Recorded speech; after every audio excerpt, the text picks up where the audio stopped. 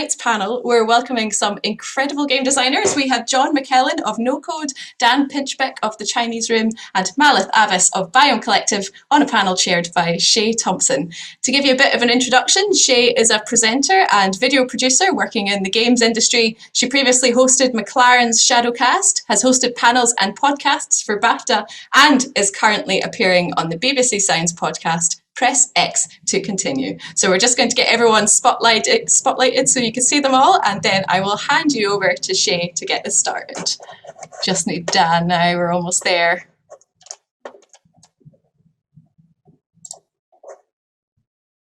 There we go, lovely. Shay, take it away. Thank you so much for that really nice introduction. I'm pretty sure if I had the ability to, I'd probably be blushing.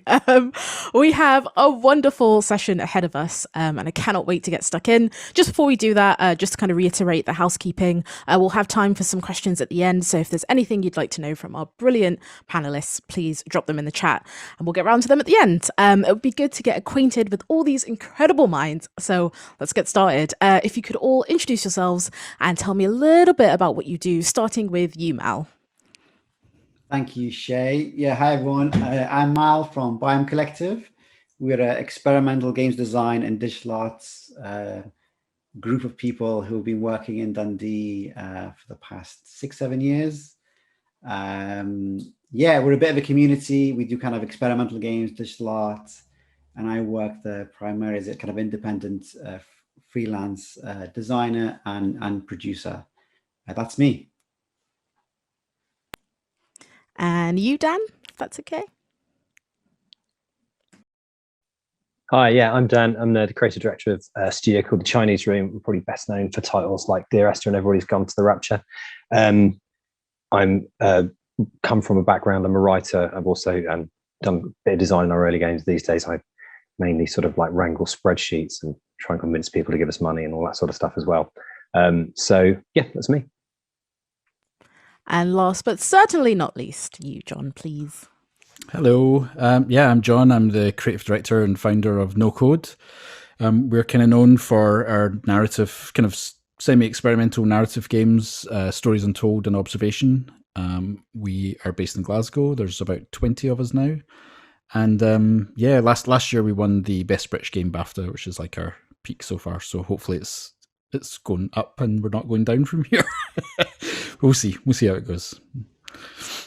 Awesome stuff. So, you know, as we all know, there's a little bit of a pandemic going on, and like more than, you know, any other industry, games seems to have like been able to adapt to working remotely like relatively well. I'd love to know like what your individual experiences have been like. You know, other game designers I've spoken to have said like a key element you miss is like the kind of organic, like, you know, bouncing around ideas, like walking up to people's desks and things like that. You really lose that, you know, working remotely. So yeah, I'd love to know your individual experiences with everything that's been going on.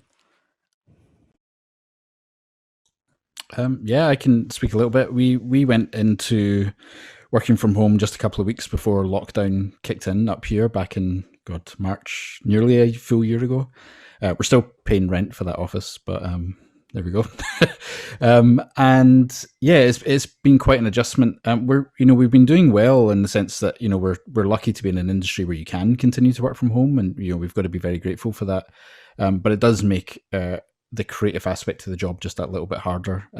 For me, as you know, leading a team and working with artists and working with writers and designers, like a lot of, like you said, that kind of really organic conversation where you just like, you know, catch something on someone else's monitor in the corner of your eye and then kind of go, oh, that's interesting, and go and talk to them. Like, you've just lost all of that. And so I think in our team, it's kind of like half and half. Like, I think half the team are kind of enjoying being able to work at their own pace and their own hours and stuff like that, and be able to work, you know, fit work around their life a little bit better.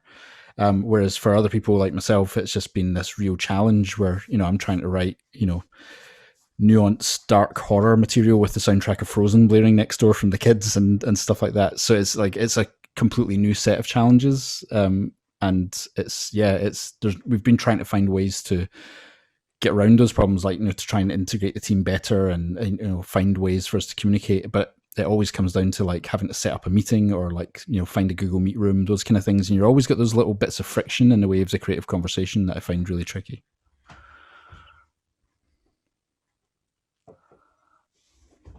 Yeah, I think it's kind of pretty much sums it up. And on one hand, I think John's absolutely right. I think we've all still got jobs, and that's the bottom line. And I've got a lot of friends and family who don't have jobs anymore, or businesses are going under. So whatever the sort of like the small process-based difficulties with working on it, I kind of like, I think we kind of try and be grateful for that. I think from a sort of like a team management point of view, there are additional pressures like making sure, particularly being aware of, say, younger or early career members of staff who tend to live alone, are very, very isolated. They're not getting the mentorship or support they would do normally, being in a studio sat next to a highly experienced developer who's teaching them informally just through practice as well as any kind of formal things. And there's a general sort of process of everything becomes that little bit more formal. There are no 5-minute chats while you're sitting having a coffee. There is no, as John said, I've seen that looks really interesting. You've kind of moved, it's like, for kind of want of a better analogy, it's going to be a really bad analogy, actually. I apologize to everyone about the state of this analogy before it lands. You've moved from kind of like something where you've got a lot of fine-tooth control, where you've kind of gone from sort of like trying to pilot a dinghy to trying to steer an oil tanker that takes 4 days to turn. So it's much harder to course correct, and the ripples of decisions that don't quite go exactly where they should do they sort of cascade that much more heavily. They're more difficult to correct. So because you're not kind of seeing what's going on, say if a designer or a coder makes a decision and something goes into the code base, and that's then there and it's fixed, and then someone else builds on that, and someone else builds on that, and someone else builds on that, and by the time you've spotted it, something that you might spot in 20 minutes in the studio, you might not spot for 24 hours.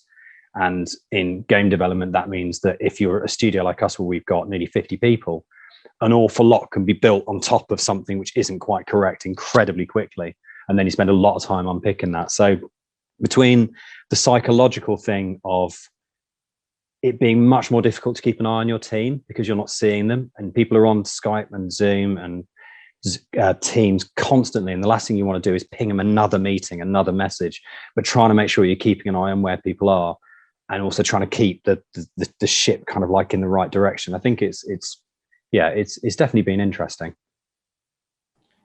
I think just to add, I echo all that was said, to be honest with you, on many levels, especially in a creative sense.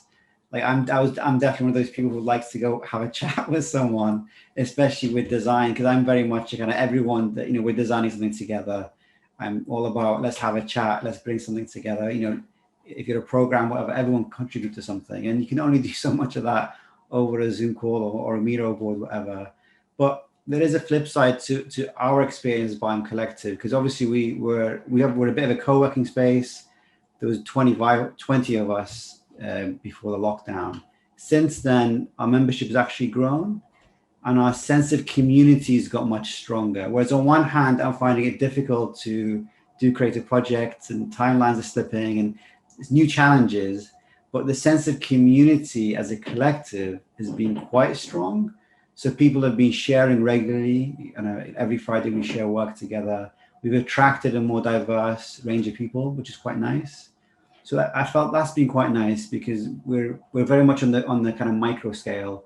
And in that sense, there's more people who have kind of possibly don't have jobs or are in between things. So for us as a community, we've thrived actually in that sense. And certainly for me, who's kind of one of the people who founded it, I've kind of taken a bit of a back seat, because we've had a baby in the past 2 years, so that's been our focus too. So it's been nice to see a bunch of independent game devs doing their own thing as a community, primarily online. Awesome. Yeah, I really appreciate your candor in terms of saying that, we've been able to adapt, but also kind of highlighting the challenges, because I do really think that's important. So, I don't know if it's the same for you lot, but I know for me, like my family don't really understand what games are, like barely know what I do for a living. So do I at times. I'm like, what is my job? But like even my mum and my aunt have asked me about like Animal Crossing. So, over the last year, we've seen games become this even bigger medium that have helped people stay connected during these times. I was going to ask you like how you all stayed connected like over the last year, but I think what might be more interesting is like, what are the key design elements of games like Among Us or Animal Crossing that have made them so successful during the lockdowns?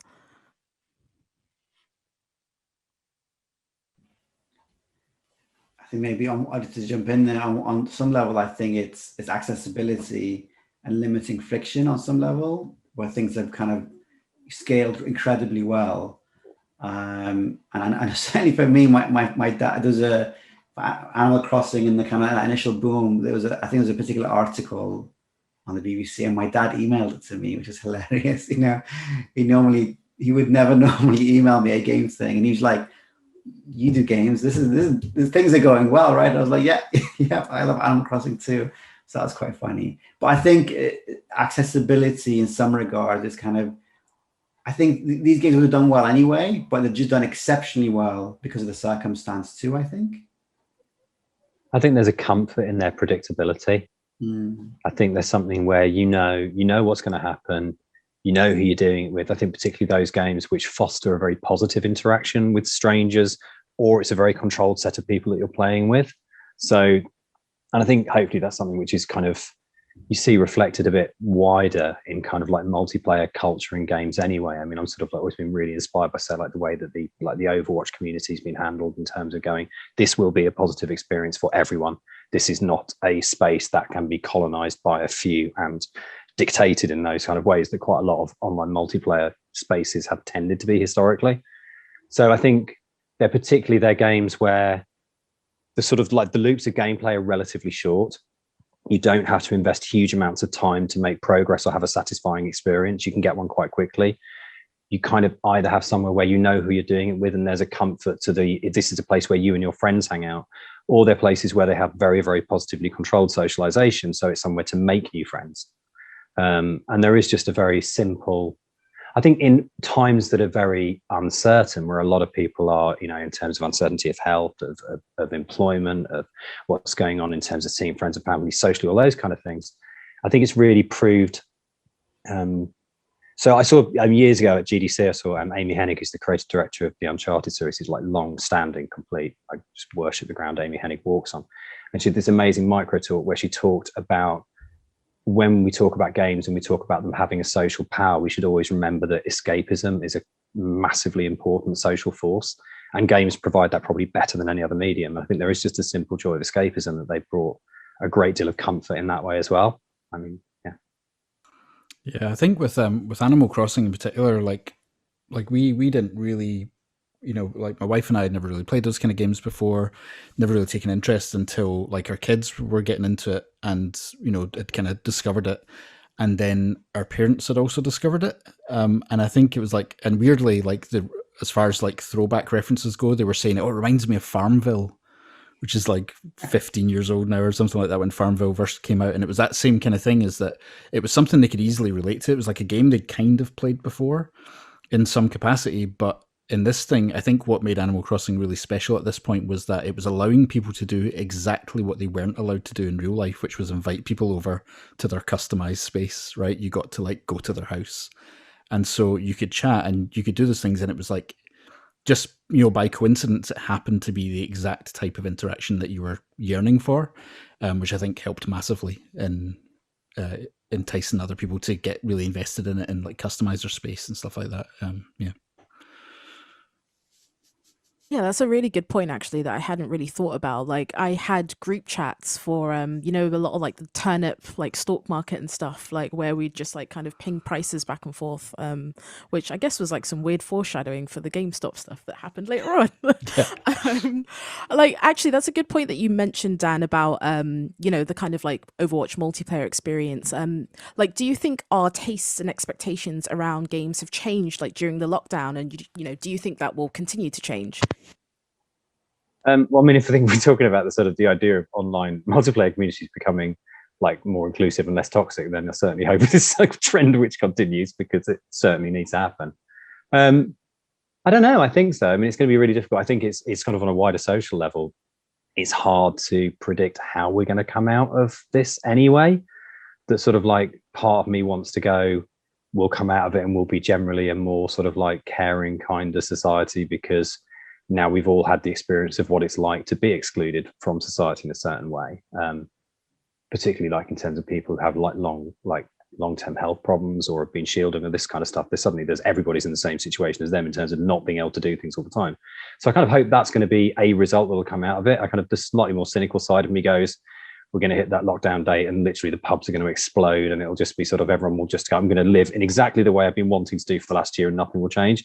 And I just don't know which way it's going to swing. I do hope that one thing we might see is there's the possibility we might see another sort of like small indie explosion going on, where sort of like groups like Biome and sort of independent developers are going to have, there's a lot of people who've been sitting at home who love games, who've had an opportunity to play with the tech and to play with making games, and it'd be lovely to see a kind of a real kind of continued creative explosion come out of that.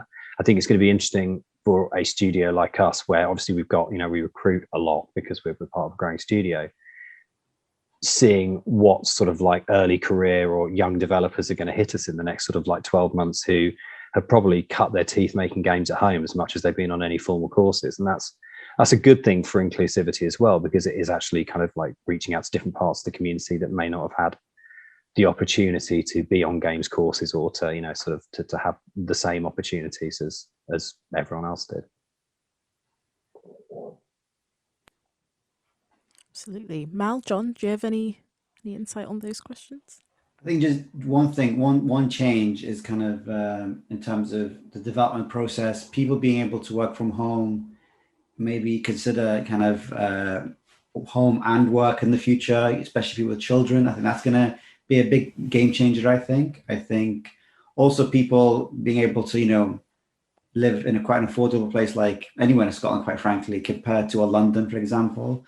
So I think it's going to open up the market, and even better yet, globally, people in parts of the world that do not have the level of access to what we have, the infrastructure, let alone anything else. So I think that's going to be a big game changer. I think it's kind of, on one hand, it's made people realize, actually, why not? Why can't I just work with someone from halfway across the world? If I can work with someone in the same city as me online, there's no big difference. Talent is talent. So I think that's going to be really interesting. And I think certainly I hope the UK as a country that's had long established connections with lots of places around the world for good and bad reasons, I'd like to think we can benefit from that in a positive way that will hopefully not see us just taking, but also giving back, if that makes sense. Absolutely. So I have this question about, with more people, like more than ever, turning to games as like as a release, there are still people who are hesitant to start playing them because of outdated stereotypes and various preconceived notions. What would you as game designers say to someone to help change their mind? Dan, I feel like you've got something. I don't know. I think this is kind of an impossible question. I think in the same way that I kind of gave up on trying to engage with the question of yes, but is it a game a few years ago, kind of also increasingly I'm sort of giving up on the question of persuading people who've written games off that they should not write them off. I think there's so many games, there's such an extraordinary diversity of things you can do in terms of a game now. And they're so pervasive in culture. It's hard to imagine anyone, apart from if they really choose not to engage with them, not engaging with them. And it's really interesting that sort of, particularly kind of, I guess, I'm pushing 50. So sort of like in terms of like my parents and stuff like that, and they're going, we don't really understand games. And I'm like, well, I remember playing them with you like every weekend when we were kids, because what's Monopoly, what's Scrabble, that's just the same thing. Yeah. It's a slightly different thing now. So I've forgotten who said it. I think it was, might have been Richard Bartle a few years ago. He said, how do we know that games are older and more fundamental to the human experience than art? Because animals play games and they don't make art. So it's something incredibly deep and primal about play. So yeah, I don't know. I think we defend ourselves a lot in this industry. And I think actually sometimes we should just go, I'm not going to justify being a game developer or playing games, because it's like justifying watching TV. It just doesn't need to be done. That's a very belligerent answer. Sorry. I didn't mean it to sound that belligerent. Not at all. A lot of my work as a presenter, just to kind of talk about myself for a second, is talking to kind of outwardly facing outlets and trying. The conversation is, are games art? Are they supposed to just be fun? And all these other questions that I'm like, we don't ask these same questions of movies. But I mean, that was still a great answer. So thank you all the same. Does anybody else have anything else to add to that? We move on. I'm not sure whether I have anything to, I think it's, like you say, it's a great answer, and it's I kind of feel similar in that I don't think we need to go out of our way to fight that all the time. I think it's happened anyway, and it will continue to happen, where it becomes more and more part of society. And, you know, like say the Animal Crossing boom or Among Us or whatever the next hit is, that widens the audience just that little bit more, and then pulls people into an area, you know, that they haven't experienced before. And I think, you know, like I've got a friend of, pardon me, a friend of mine who doesn't really play games at all, but is always trying to convince me to go running or play sport. And it's the exact same conversation where I'm just like, I'm just not really interested. Like, I don't watch football, and I'm just not interested in rugby. And it's like, no matter what he says about how great it is and how theatrical the experience can be or anything, I'm just not really that into it. And as long as I'm not actively working to stop it, I think that's okay. You know, I'm not like trying to stop sport. Or like campaigning against it in any way. It's just not for me. And I think that's okay not to try and keep fighting that, as long as there aren't people who are trying to gatekeep or, you know, keep people out of it and try and like reduce its importance. I think these things, they happen naturally. Games is one of the biggest, if not the biggest, entertainment industry in the planet. It's like, we don't need to fight it. It's there. It's just, I think we're looking for validation from people that we don't need it from, you know, that we don't really need to seek validation about whether games are art. If we know it's art, then that's fine. You know, that's all that really matters. Absolutely. So we touched on this at the very beginning of the session in terms of like the creative process. I think a lot of people would be curious to get a little bit of an insight into what your creative processes look like, you know, from concepting all the way through to prototyping and beyond. And, you know, how has that changed over the last year, if at all? For me, it's been quite a big change. We've started our new project within, I think, about 6 months ago. So we're halfway through lockdown, and I say halfway like we know when it's going to end. Who knows? But obviously things are a little bit different this time. And with previous projects, like with Observation, that idea had been like sitting in my head for 5 years beforehand. Like, it was why we started the studio, was to make this game at some point in the future. And so there was like this really slow burn of ideas and like gradual piecing together of documents and prototypes and so on and so forth. Whereas this time, that runway isn't there, and it's kind of like, you know, we've decided to do a project, we've got a publishing deal, we begin, and you've got 20 people, and you've got to corral them into starting production on something and find work for everyone to do at an early stage, when I'm still trying to work out, you know, what the story is and who the characters are, whilst you've got people wanting to design their characters or work out how we're going to animate them and so on and so forth. So the process has been really different for me. I'm not sure exactly what it is yet, because we're right in the middle of it and right in the thick. Whereas I think in 2 years' time, we'll be able to look back and see what happened. But I certainly feel like it's been a lot more challenging this time, like we said, because of that lack of, you know, one-to-one or group conversations that are in real life, sitting in a room or a meeting room somewhere and thrashing out ideas on a whiteboard. We've just kind of lost all that, and we're sitting on Miro with a virtual whiteboard, trying our best. And you know, I call it Zoom fatigue. Like, just my head just buzzes after a couple of hours, and I find it really hard to concentrate or be creative. Like, I think it's just the sound, the audio, the glitching you see in people's faces, and not being able to read their reactions and stuff like that. All these things make it a lot harder to be creative. And all we're trying to do is, like, you know, keep going as best as we can. But I've definitely found it very different, and that creative, that you know, I say creative phase, obviously the whole thing is creative, that you know, brainstorming phase or whatever it is, that group you know, discussion that helps some of these kind of great ideas come out of somewhere that you wouldn't plan, like you wouldn't design it, you have to workshop those ideas. We've not been able to do that in the same way at all this time, so we're having to rely on other ways of communication, which has made it a lot more challenging for sure.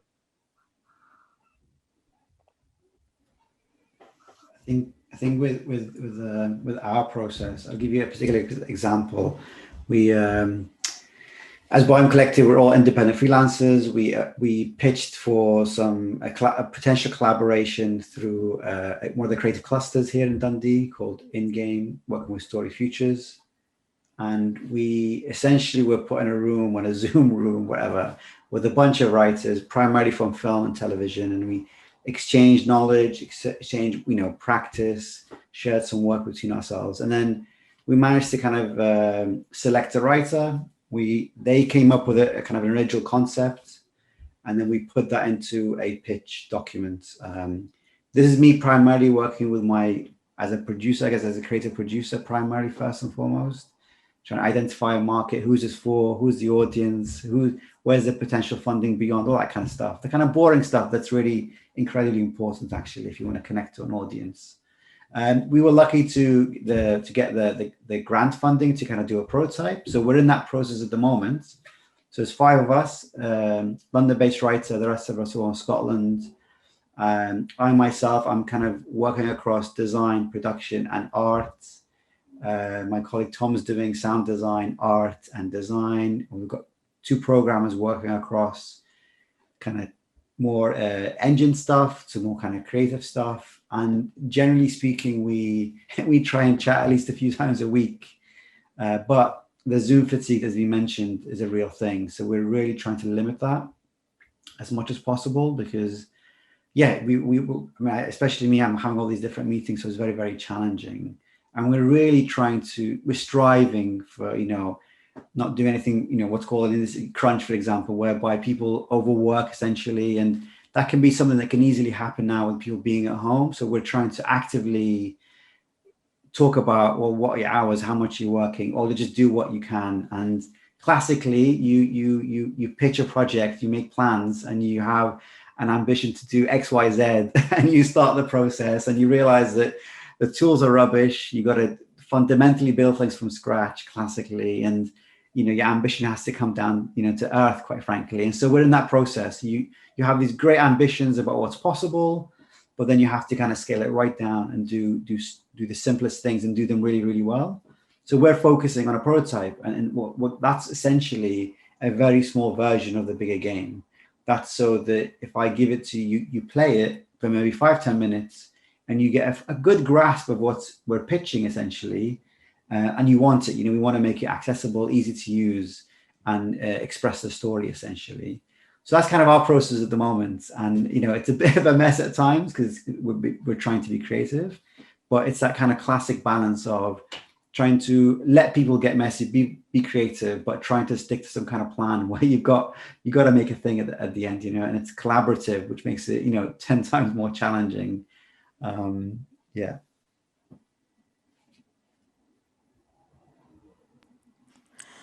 And I suppose before we kind of finish up the session, we'll have the Q&A part, like I mentioned. I know that in particular you, Mal, have worked with the theatre company, wanted to get some more insight on what that was like, and also to the rest of the panel to end on something light.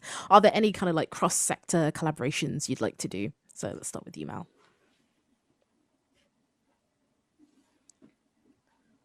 Was that with Dan, or me? Sorry.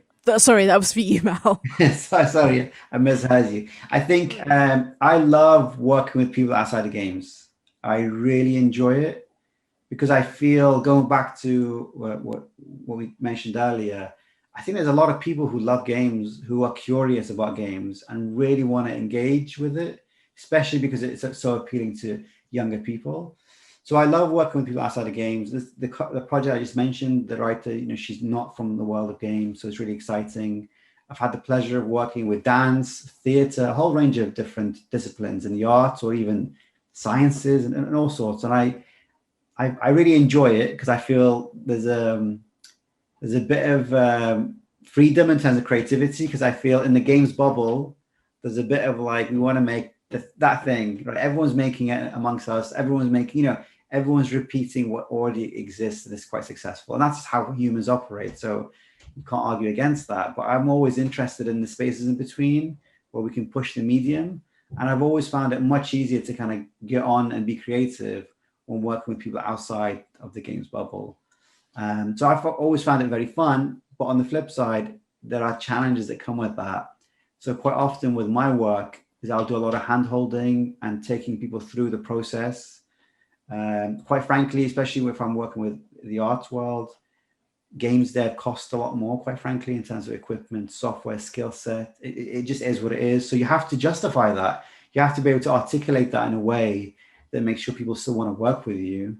And my number one tip is to spend enough time together to develop the language of collaboration, because we say the same words, but they have very different meanings depending on the context. So always spend time with your collaborator and try and, in a friendly way, share and learn, basically. Good stuff. Do you have anything else to add, Dan or John? Yeah, I mean, for me, like I've always been really interested in doing things in public spaces. Like there's a company that we've worked with a few times up here called We Throw Switches. They're an Edinburgh-based company who are primarily like doing game-themed events where they'll hire out like a nightclub and add lots of different games in there that you can play as part of that club night, but there's something unique about them that requires like the presence of other people, or requires like physical controllers, things that you just couldn't do at home. And it's always fascinated me. And for a couple of years ago, we'd released a game called Stories Untold, which had this kind of text adventure, like a kind of modern twist on a text adventure where you played a game within a game. And for one of the We Throw Switches clubs nights, we recreated the set of the game so that you were playing the game, but in the environment. And the kind of hook in the original game was that you'd done things in this text adventure and things started to happen in the world around you. So we started making things happen in the world around the player in physical space, like lights were flickering on, like kind of haunted house type stuff. And it was so much fun. And I really want to do more of it. But of course, there's very little, like, well, especially now, there's literally no, we can't have any events at the moment. But the problem for us was like, well, how do we put like money into this when there is no money to be made? The events don't draw enough money. It has to be for the sake of doing the art or doing the installation. It has to be for the thrill of it rather than the fun of it, or rather than the business side of it rather. So the bigger we've gotten as a company, the harder it is to kind of justify those experiences, but it's something that we want to keep doing in some way. And we've got a thing planned for later this year that we try and do something virtually that is of a similar nature, where we try and use a different sector to bring a game somewhere else and have you experience something just in a way that you can't do via, buying something off the PlayStation Network or something like that, something really unique. I feel like I'm kind of going in the opposite direction to a lot of people. I started off in theatre and then live art, digital art, performance art, mixed media stuff, sort of back in the kind of like early 2000s when those companies kind of still existed, where if you had an Avid suite, basically you were minted because no one else could afford video editing software. And we've gone, I suppose, in the last few years from being a very small kind of experimental indie into being a mid-scale studio that's part of a family of studios that's like over 1,000 people worldwide. So I think the full kind of appreciation of just how enormously difficult it is to run like big scale games projects is sort of like the journey that we're on at the moment, where you sort of have, I think the appreciation I thought I had for good producers and project managers in the games industry has just increased about 1 million-fold when you start sort of dealing with, you're trying to keep a team of upwards of sort of like 40 or 50 people gainfully employed on a project, lining up all the dependencies, dealing with all the ripples and cascades as people do stuff, getting people in the right place at the right time. So kind of, I feel like I'm kind of a few years into exploring a new world anyway. And I've kind of, having come from a very sort of like cross-disciplinary place, I guess I take a lot of those attitudes with me into games. And certainly there's some things where, I've been sort of obsessed with games since I was about 6, but there's also things where I go, well, we can do that in theatre, why can't we do that here? Well, we can do that in a novel, why can't we do that here? And a lot of that comes down to sort of story and writing. And there are things which it is unbelievably difficult to do in games. Emotional nuance is so hard. Genuine freedom of expression is virtually impossible on any kind of like micro scale, because the systems just aren't complex enough to handle it. But there are also just assumptions that are made, particularly people that have always worked in games and have grown up in games, and then they're kind of, this is what a game is, this is what a game is. It's kind of similar to what Mal's saying. And sometimes it's just as simple as going, well, why can't we have that kind of character? Why can't we have a pensioner as a central character? The least represented group in gaming probably is people over 60. No one puts them in games. You never sort of play in those kind of things. Why can't we talk about class? Why can't we talk about, sort of issues to do with race or gender or sexuality or any of those things? It's not because you can't, it's because historically no one did.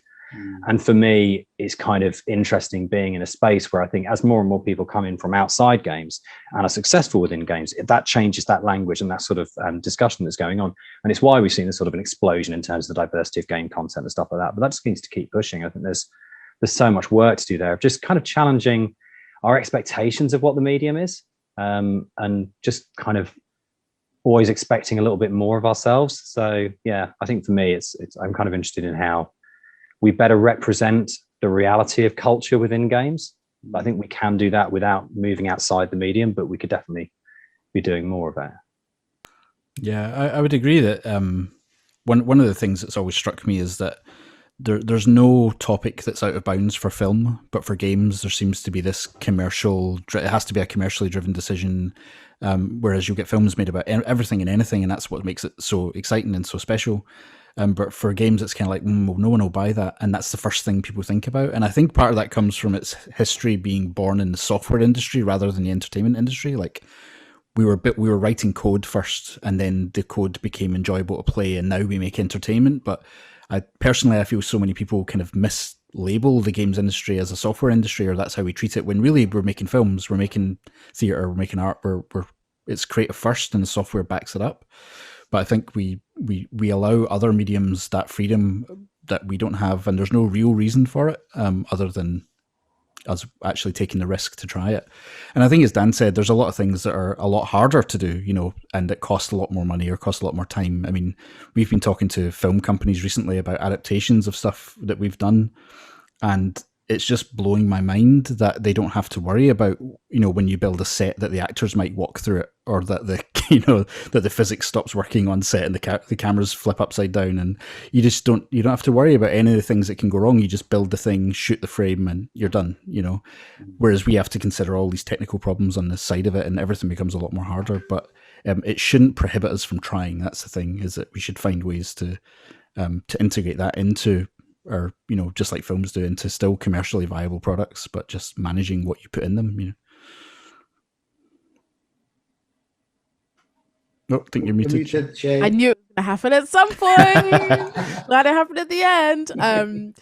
Really beautiful points that truly make my heart sing. Having had these conversations with various other designers and stuff. So thank you. And actually, a really good segue into one of the questions that we got from the audience. So from Mona. Meaningful human experience is so important in all your games. What is the one lived experience you'd love to be able to communicate in a game, like your dream game project? That's to the entire panel. So I'll just jump in. Being a kind of newish first time dad, I obsess about how awesome that is, and I think about it a lot. So that's one thing I'm always trying to express. And I think I was definitely, when the wee one was born, the first 6 months, the whole thing about legacy, all that kind of stuff, it comes right through. It's really hilarious how humans are humans or whatever. But I would love to express that in a way that's accessible and meaningful to more people, because it's quite beautiful. So I would love to pull that off somehow. It's really beautiful. Anybody else? I think I generally sort of think of emotions you can usually kind of put on a scale of speed. There are some very, very fast emotions, and there are very, very slow emotions. And games traditionally have not been very good at slow emotions, because the kind of expectations of feedback loops. And one of the things which we've always tried to, I guess, do in our titles historically is present slower emotions. And sort of that idea of, I think, where the sort of walking simulator genre kind of things, like not just like Dear Esther, the games we've made, but stuff like Proteus, which is a really sort of wonderful game with sort of it just meanders around in a space. Opportunities to be still in digital worlds. It's so hard to do that well. It sounds easy, but it's a bit like a graphic design, that the less you have, the better it has to be. And I think stillness is extremely difficult to do in games. And I think when it's done well, it's usually the marker of a really exceptional experience. Absolutely. And John, finally, do you have anything? Yeah, I'm kind of in the same boat as Mal, actually. I think some of these, it feels like personal stories, personal emotional responses to things like fatherhood or changes in your life that are not based on just extreme moments and reactions to that, but are actually built upon life decisions and long-term decisions, I think is really important. A lot of films that I've enjoyed over the years have been about entire lifespans, where you've went from, kids growing up to seeing them at the, as the parent is on their deathbed, and seeing that entire life journey. And we don't ever really touch on that in games. We usually deal with a moment and then react to that moment.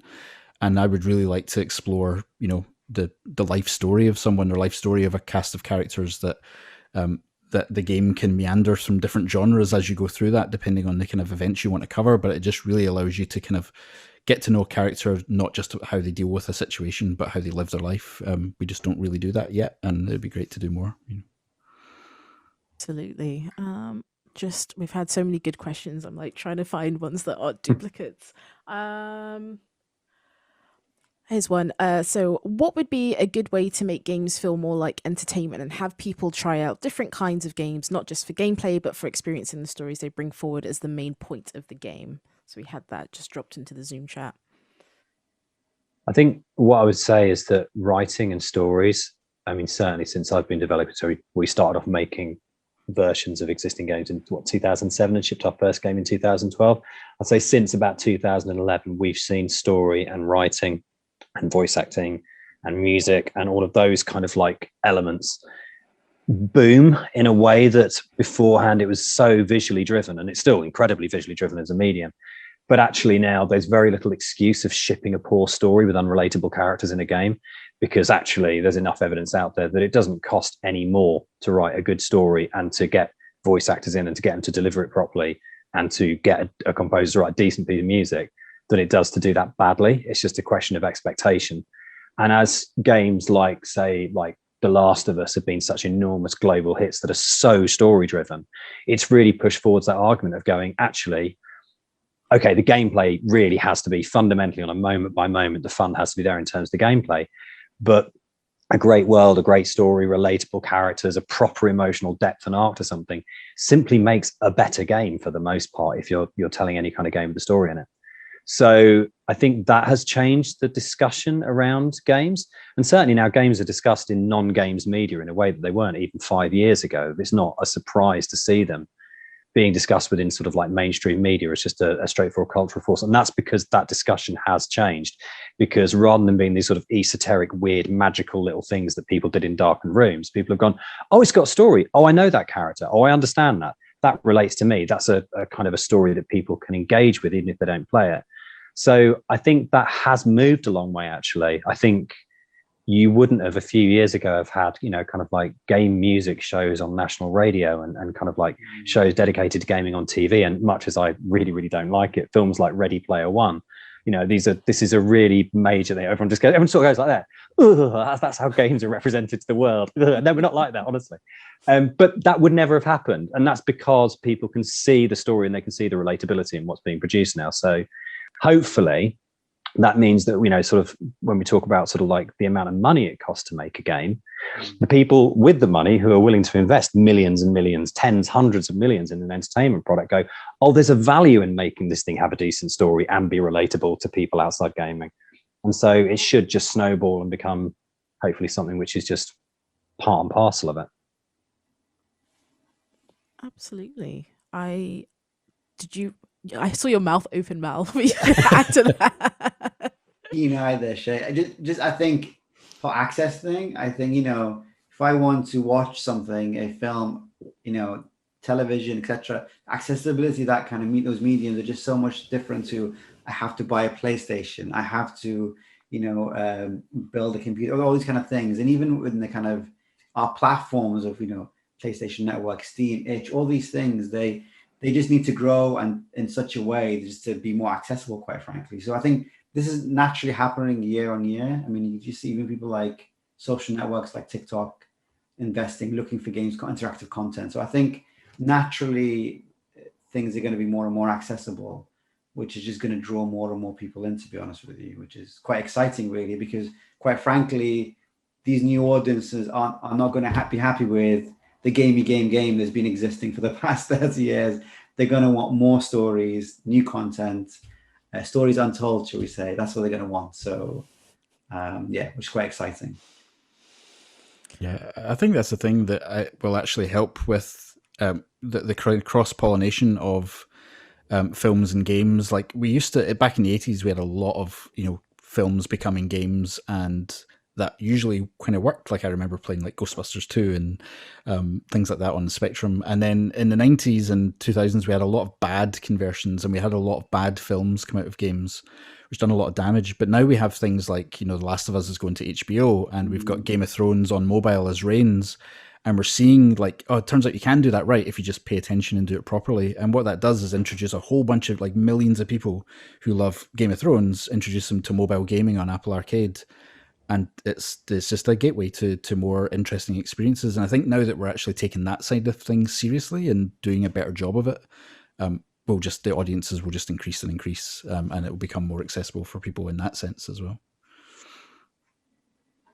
Stuff. I always say that a very good panel is one where you just kind of want to hear your panelists speak for hours and hours on end, and that's very much the case here. But we are actually at the end of our session, so I just want to thank all of you guys for being absolutely amazing, and for our audience for giving really, really good questions, and for the Tinderbox team for allowing us to have this conversation.